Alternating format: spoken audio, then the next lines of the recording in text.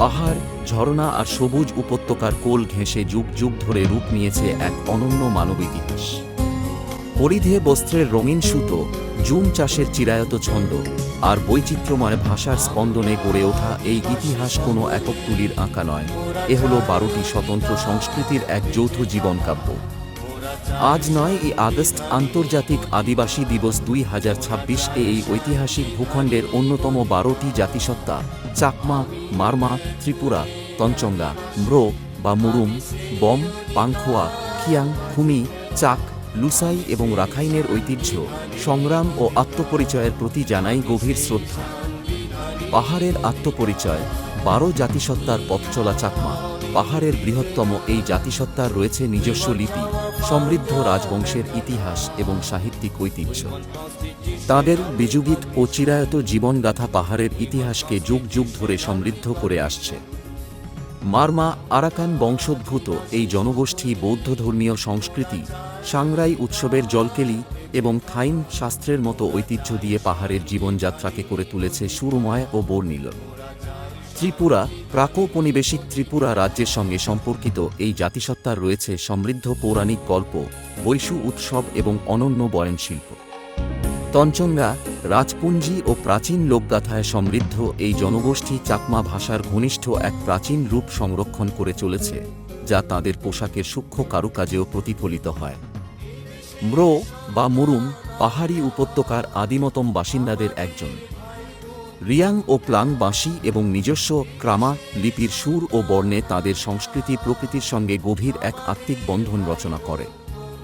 Bomb, zoom চাষ ও বুনন শিল্পে পারদর্শী বম জনগোষ্ঠীর লোককাহিনী ও সামাজিক বন্ধন পাহাড়ের উঁচু শিখরগুলোর ঐতিহ্যের সঙ্গে ওতপ্রোতভাবে জড়িত। পাংখোয়া, সংখ্যায় কম হলেও পাংখোয়াদের গান, ঐতিহ্যবাহী নৃত্য এবং স্বতন্ত্র সমাজ ব্যবস্থা পাহাড়ের বৈচিত্র্যময় লোকসংস্কৃতির এক মূল্যবান ভিত্তি। খিয়াং, পাহাড়ের প্রকৃতি ও নদন্ডির সঙ্গে গভীর যোগাযোগ রাখা এই জাতিসত্তা তাদের ঐতিহ্যবাহী আচার ও কৃষি সংস্কৃতিকে বংশপরম্পরায় টিকিয়ে রেখেছে।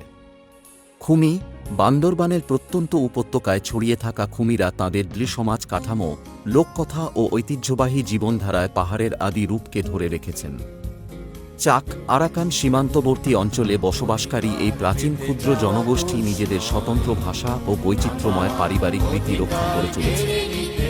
লুসাই, মিজোরাম সীমান্তবর্তী পাহাড়ি এলাকায় তাঁদের গান, নৃত্য এবং অনন্য সামাজিক শৃঙ্খলা পাহাড়ের বুকে এক বিশেষ সাংস্কৃতিক ধারা তৈরি করেছে। রাখাইন, সমতল ও নদীর উপকূলবর্তী অঞ্চলে গড়ে ওঠা এই বৌদ্ধ ধর্মাবলম্বী জাতিসত্তা তাদের স্বতন্ত্র স্থাপত্য, বর্ণমালা, প্যানেল বোনা কাপড় এবং জলকেলি উৎসবের মাধ্যমে বাঙালি সংস্কৃতির সঙ্গে এক অনন্য বৈচিত্র্যের মেলবন্ধন ঘটিয়েছে।